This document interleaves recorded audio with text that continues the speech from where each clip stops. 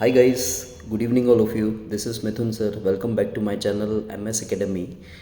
Guys, first of all the very best for tomorrow's maths exam. डर लग रहा है? डर नहीं लगना चाहिए. ठीक है, MS Academy को मैथ्स में डर नहीं लगता, right? So guys, we'll take some quick oral revision of maths. I'll start from last chapters. सबसे पहले हम लोग उठाएंगे स्टैटिस्टिक्स. गाइस सबसे पहले हम ले लेते हैं मीन. सी गाइस, अगर एग्ज़ाम में मीन के बारे में कुछ भी मेंशन नहीं किया हुआ है तो आप कोई भी मेथड से उसे सॉल्व कर सकते हो. जनरली एग्ज़ाम में फाइंड द मीन ही आता है, ठीक है.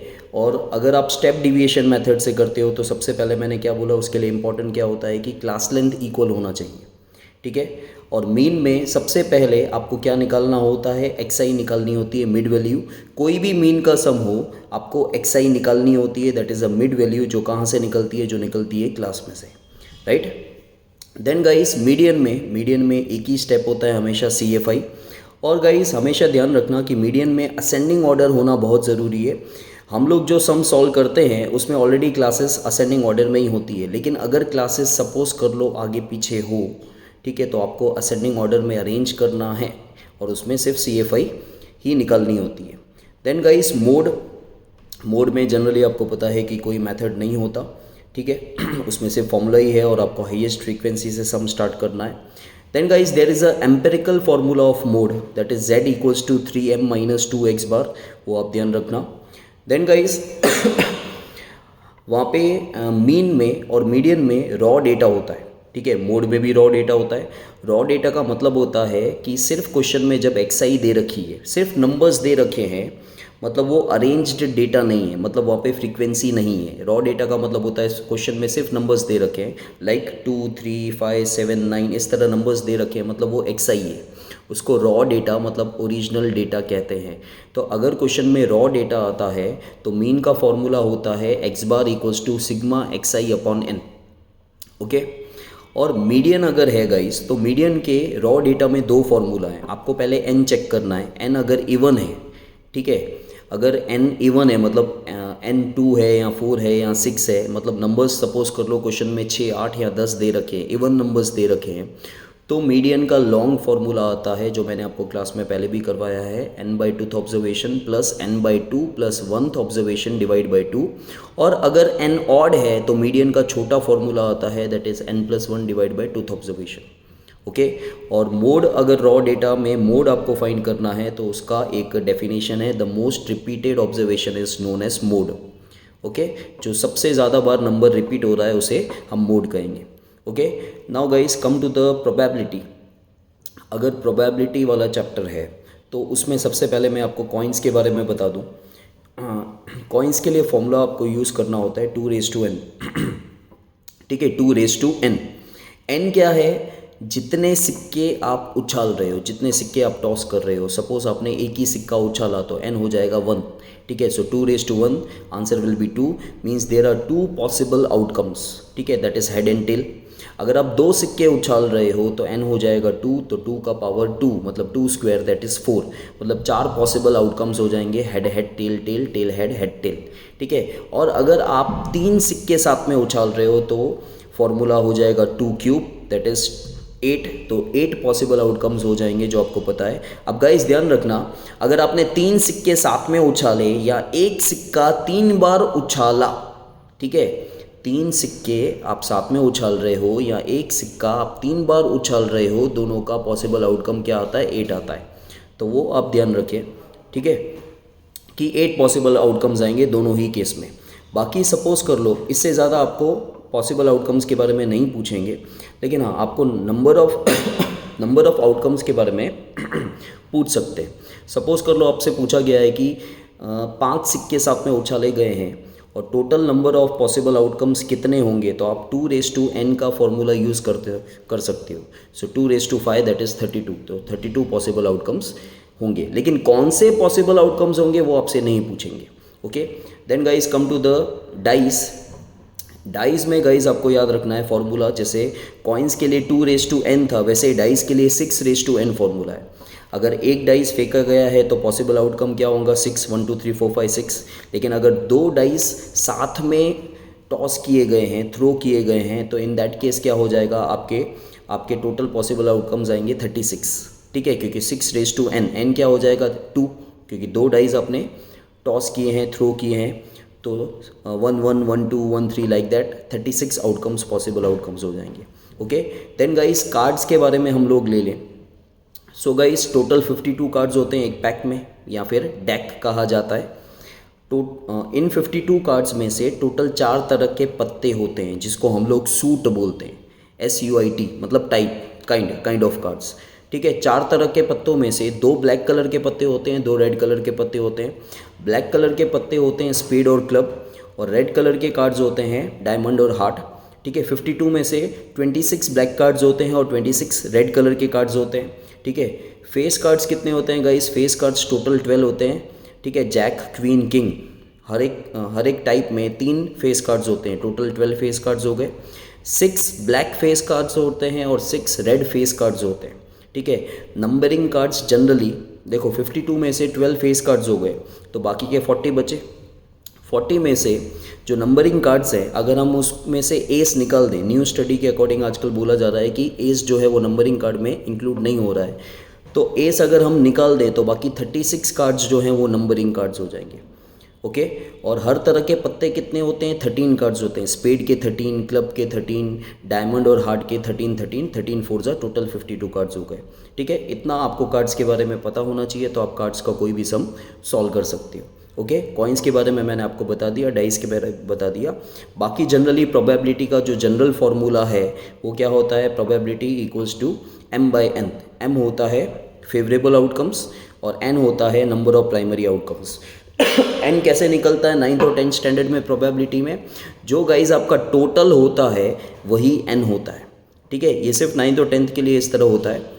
और m क्या होता है, जो प्रोबेबिलिटी आपको फाइंड करने को बोली है उसमें से गाइज m निकलता है।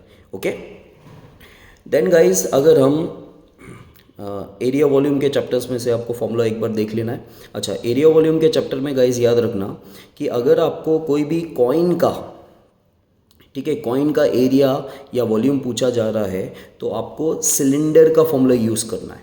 जैसे काफ़ी बार पूछा जाता है वॉल्यूम ऑफ 5 रुपी कॉइन, ठीक है, तो वॉल्यूम ऑफ 5 रुपी कॉइन में वॉल्यूम ऑफ मतलब आप सर्कल मत ले लेना, ठीक है, कॉइन हमेशा आपको सिलेंडर लेना है। Volume of cylinder, volume of 5 rupee coin या 1 रुपी कॉइन या 2 रुपी कॉइन आता है तो आपको क्या लेना है, वॉल्यूम ऑफ सिलेंडर लेना है, दैट इज़ πr²h। ओके, वो ध्यान रखना, वो काफ़ी बार आपसे पूछा जाता है। देन गाइस फर्स्ट चैप्टर में कुछ ज़्यादा खास है नहीं, HCF LCM ही निकालना है। सेकेंड चैप्टर में आपको ज़ीरोज़ निकालने हैं, तो याद रखना स्टार्टिंग में लेट px इक्वल्स टू 0, ठीक है, और उसके बाद आपको आता ही है करके सम ऑफ शॉर्ट सम्स के लिए काफ़ी बार सम ऑफ ज़ीरोज़ डायरेक्टली आप निकाल सकते हो -b/a और product of zeros that is c/a। Then quadratic polynomial के लिए हमेशा याद रखना उसकी जो इक्वेशन होती है px equals to x² minus in bracket alpha plus beta into x plus alpha into beta. Then guys third chapter में एलिमिनेशन और सब्सटीट्यूशन, ये दो ही मेथड हैं आपके। एलिमिनेशन मेथड में हमेशा याद रखना x या y दोनों में से एक वेरिएबल कैंसिल होना चाहिए, और कैंसिल होने के लिए मैंने आपको क्या बताया था कि कोएफिशिएंट सेम, ठीक है, कोएफिशिएंट सेम होना चाहिए और साइन ऑपोजिट होनी चाहिए, तब जाके वो कट जाएगा, ठीक है। और सब्सटीट्यूशन मेथड में मैंने आपसे कहा था कि आपको दोनों में से कोई भी इक्वेशन जो अच्छी लगती हो वो आप पहले उठा सकते हो सॉल्व करने के लिए। इसके साथ ही सब्सटीट्यूशन मेथड में मैंने एक और चीज़ बोली थी कि आपको इजी वाली इक्वेशन उठाने की। इजी वाली इक्वेशन का मतलब होता है कि आप दोनों इक्वेशन चेक करो, जिस इक्वेशन में वेरिएबल के आगे कोएफिशिएंट न दे रखा हो वो इक्वेशन आप सॉल्व करोगे तो इजीली सॉल्व हो जाएगा, क्योंकि जब कोएफिशिएंट नहीं होता है तो डिवाइड में नंबर नहीं जाता, डिवाइड में नंबर नहीं जाता तो एलसीएम क्रॉस मल्टीप्लाई की मगजमारी नहीं होती।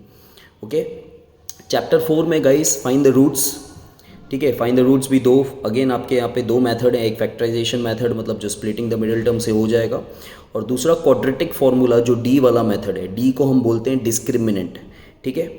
तो डिस्क्रिमिनेंट का जो डी का फॉर्मूला है that is b² minus 4ac, और b² माइनस 4ac डी का जो आंसर आता है उसमें 3 कंडीशन है। अगर डी का आंसर पॉजिटिव आता है, ठीक है, तो roots are real and different, distinct, ठीक है, डिफरेंट मतलब डिस्टिंक्ट। मतलब दो अलग अलग रूट्स आएंगे आपके, अल्फा और बीटा का आंसर अलग अलग आएगा अगर डी पॉजिटिव हुआ तो। अगर डी का आंसर ज़ीरो आता है तो गाइस अल्फा और बीटा का आंसर सेम आता है, मतलब roots are real and equal. Real का मतलब है पॉसिबल और इक्वल मतलब दोनों सेम आंसर आएंगे। और डी का आंसर अगर नेगेटिव आता है तो रूट्स आर नॉट पॉसिबल, मतलब रूट्स डज नॉट एग्जिस्ट होगा, क्योंकि वहाँ पे रूट्स निकलेंगे ही नहीं, क्योंकि डी का आंसर नेगेटिव है। तो रूट्स पॉसिबल कब होते हैं? जब डी का आंसर ज़ीरो होता है या डी का आंसर पॉजिटिव होता है। देन गाइस एपी के चैप्टर में, 5th चैप्टर में आपको ए एन का मतलब कोई भी टर्म आपको फाइंड करना हो तो ए एन मतलब nth टर्म का formula A plus in bracket n minus one into D, और गाइस एस एन का formula n/2 in bracket 2a plus n minus one into D. लेकिन गाइस एस एन का एक short formula भी होता है जो आपको पता है, वो कब अप्लाई होता है? जब फर्स्ट टर्म और लास्ट टर्म क्वेश्चन में दे रखे हो।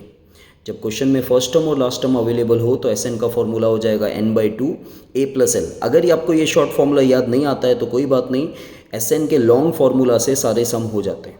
ओके, तो वो आप थोड़ा ध्यान रखिएगा। देन गाइस चैप्टर 7 में आ जाते हैं, कोऑर्डिनेट ज्योमेट्री में। उसमें डिस्टेंस फॉर्मूला होता है, ठीक है। डिस्टेंस फॉर्मूला में स्क्वायर रूट के अंदर x1 माइनस x2 का होल स्क्वायर लिखो या x2 माइनस x1 का होल स्क्वायर लिखो, दोनों ही चलता है, प्लस y1 माइनस y2 का होल स्क्वायर या फिर y2 माइनस y1 का होल स्क्वायर आप लिखोगे तो चलता है, दोनों ही करेक्ट है। देन गाइस सेक्शन फार्मूला भी आपको पता ही है कि सेक्शन फार्मूला जो है मिड पॉइंट का फार्मूला आप ध्यान रखना, x1 plus x2 divide by 2, y1 plus y2 divide by 2। Section formula में गाइस आपको पर्टिकुलर पॉइंट के कोऑर्डिनेट्स निकालने होते हैं, उसके लिए क्वेश्चन में आपके पास रेशियो दे रखा होता है, ठीक है। फॉर्मूला आपको पता है m1 into x2 plus m2 into x1 upon m1 plus m2, comma m1 into y2 plus m2 into y1 upon m1 plus m2। Guys आपको सिर्फ ये ध्यान रखना है कि 1 के साथ 1 नहीं आना चाहिए। m1 ले रहे हो तो x2, m2 ले रहे हो तो x1, लाइक दैट आप याद रखोगे तो ईजी रहेगा आपके लिए। ओके, देन गाइज आपको चैप्टर 8 में पाइथागोरस थ्योरम अप्लाई करना आना चाहिए। पाइथागोरस थ्योरम हमेशा राइट एंगल ट्राइंगल पे ही अप्लाई होता है, ठीक है। और आपको याद रखना है एक्सरसाइज 8.1 के जो सम्स हैं, आपका थीटा कभी भी राइट एंगल की जगह पे नहीं बनेगा, वो आप अच्छे से ध्यान रखना। ओके, उसके अलावा आप थीटा कहीं पे भी बना सकते हो अगर क्वेश्चन में कोई लेटर मेंशन नहीं है। जैसे साइन थीटा दिया हुआ है तो साइन थीटा आप सिर्फ राइट एंगल पे नहीं बनाओगे, बाकी कहीं पे भी बना सकते हो। लेकिन अगर साइन ए दे रखा है तो जहाँ पे ए आप लिख रहे हो वहाँ पे थीटा बनाओगे, लेकिन ए राइट एंगल पे नहीं आना चाहिए। उसके अलावा चैप्टर एक्सरसाइज 8.2 जो है उसकी जो वैल्यूज़ है साइन 30 और साइन 45 वाली, वो आपको लर्न कर लेनी है, उसमें से एक सम आएगा, ठीक है। चैप्टर 9 में कोई फॉर्मूलाज नहीं है। देन गाइस सर्कल और एरिया रिलेटेड टू सर्कल, उसमें भी जो फॉर्मूलाज हैं वो आपको ध्यान से देखने हैं, ज़्यादा कुछ भी नहीं है उसमें भी।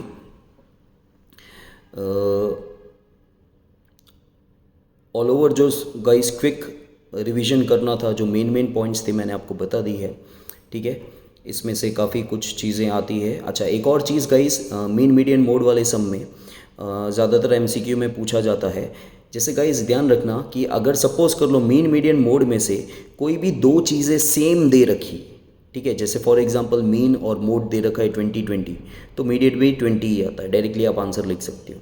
सपोज़ कर लो मीन और मोड दे रखा है 10-10, तो मीडियन भी 10 आएगा। सपोज़ मीडियन और मोड दे रखा है 25-25, तो मीन भी 25 आएगा। आप डायरेक्टली आंखें बंद करके आंसर लिख सकते हो। और गाइस प्रोबेबिलिटी का जो एक बेसिक फॉर्मूला है, that is PA plus PA complement equals to 1, वो ध्यान रखना। वो भी आपको 1 मार्क में या MCQ में आ सकता है। उसको भी डायरेक्टली सॉल्व कैसे कर सकते हैं गाइस? उसको डायरेक्टली सॉल्व कर सकते हैं कि आपके पास PA या PA कॉम्प्लीमेंट दोनों में से एक वैल्यू दे रखी होगी। फॉर एग्जाम्पल कि PA की वैल्यू दे रखी है 0.3 और आपको बोला है PA कॉम्प्लीमेंट निकालो, तो जो वैल्यू दे रखी है ना उसको 1 में से माइनस कर दो, तो 1 माइनस 0.3 दैट इज़ 0.7, तो PA कॉम्प्लीमेंट आ जाएगा आपका 0.7, ठीक है। ये भी वन ऑफ द इम्पॉर्टेंट है। देन गाइस प्रोबेबिलिटी आपका जो इम्पॉसिबल इवेंट है उसकी प्रोबेबिलिटी 0 होती है और प्रोबेबिलिटी श्योर या सर्टेन इवेंट की 1 होती है, आप ध्यान रखना, ठीक है। इसके अलावा आपको मीन, काफ़ी बार इस तरह के क्वेश्चंस पूछे जाते हैं मीन में कि find the mean of first 10 natural numbers. तो पहले जो 10 नंबर होते हैं वो काफ़ी बार आपसे पूछा जाता है कि find the mean of the first 5 prime numbers. तो फर्स्ट 5 प्राइम नंबर्स कौन से होते हैं गाइस, याद रखना, 1 is neither a prime nor a composite. 1 prime में भी नहीं आता, 1 कॉम्पोजिट में भी नहीं आता। सबसे छोटा प्राइम नंबर होता है 2। तो 2, 3, 5, 7 और 11, ठीक है, ये 5 प्राइम नंबर्स हो गए। ऑड नंबर्स आपको पता है, कॉम्पोजिट नंबर का मतलब होता है जो दूसरों के टेबल में आते हैं। तो दूसरों के टेबल में कौन कौन आते हैं, सबसे छोटा नंबर जो आता है दूसरों के टेबल में दैट इज़ 4, ठीक है। तो 4, 6, 8, 9, 10 ये सारे कॉम्पोजिट नंबर हो गए। प्राइम नंबर मैंने आपको बता दिया, प्राइम और कॉम्पोजिट ऑपोजिट होते हैं। इवन यू नो 2, 4, 6 जो 2 के टेबल में आते हैं। ऑड जो 1, 3, 5, 7 जो 2 के टेबल में नहीं आते वो ऑड है। तो इनके काफ़ी बार मीन पूछे जाते हैं। देन गाइस मीडियन में एक ट्रिक है। अगर सपोज कर लो रॉ डेटा है और मीडियन है और ऑड नंबर्स हैं, ठीक है, ऑड नंबर्स हैं, सपोज कर लो कि 5 नंबर दे रखे हैं, ठीक है। तो सबसे पहले आपको क्या करना है, असेंडिंग ऑर्डर में अरेंज करना है। मीडियन का मतलब याद रखना, सबसे पहला स्टेप होता है रॉ डेटा में असेंडिंग ऑर्डर में अरेंज करना। फॉर एग्जांपल आपके पास नंबर्स हैं 2, 5, 3, 4, 6, ठीक है। तो इसको असेंडिंग ऑर्डर में अरेंज कर देंगे तो आ जाएगा 2, 3, 4, 5, 6, ठीक है। 5 नंबर हो गए। अब कभी भी आपके पास जब कभी ऑड नंबर्स हैं और आपको मीडियन निकालना है तो जो सेंटर वाला नंबर होता है ना, असेंडिंग ऑर्डर में अरेंज करने के बाद सेंटर वाला जो नंबर होता है वो मीडियन होता है। अगर एमसीक्यू वगैरह में पूछा गया है तो आप डायरेक्टली लिख सकते हो। देखो 2 नंबर यहाँ से गए, 2 नंबर यहाँ से चले गए, तो बीच वाला नंबर जो बचा, ठीक है, 2, 3, 4, 2, 3, 4, 5, 6 ये नंबर्स मैंने बोले थे, ठीक है, ये नंबर्स मैंने बोले थे। तो 4 जो हो जाएगा वो हो जाएगा मीडियन। ओके, समझ में आया। सो ये मीडियन का ट्रिक होता है, लेकिन ये ऑड नंबर्स के लिए होता है, इवन नंबर्स के लिए नहीं। आप ऑड नंबर में ऐसा कर सकते हो। Okay guys, all the very best. आप अच्छे से ध्यान दें, अच्छे से पेपर लिखें। बेसिक्स वालों का पेपर बहुत इजी आता है। पहले भी मैंने काउंट करवाया है कि बेसिक्स वालों का पेपर जो है काफ़ी इजी आता है, काफ़ी इजीली 60 to 65% ईज़िली आप स्कोर कर सकते हैं, ठीक है। और स्टैंडर्ड का भी टफ़ नहीं होता है पेपर। स्टैंडर्ड का पेपर टफ़ इसलिए लगता है क्योंकि जब हम उसको बेसिक्स के साथ कंपेयर करते हैं, क्योंकि बेसिक का पेपर बहुत इजी है। जब बेसिक का पेपर कंपैरेटिवली बहुत इजी है और हम उसके साथ कंपेयर कर रहे हैं, इसलिए स्टैंडर्ड टफ लग रहा है। स्टैंडर्ड अपने आप में अगर स्टैंडर्ड को कंपेयर नहीं किया जाए तो वो भी हार्ड नहीं होता। ओके गाइस, तो आप अच्छे से ध्यान देके कल का पेपर करके आएँ, ठीक है। पेपर इजी ही होगा, सबके अच्छे मार्क्स ही आएंगे। All the very best, thank you.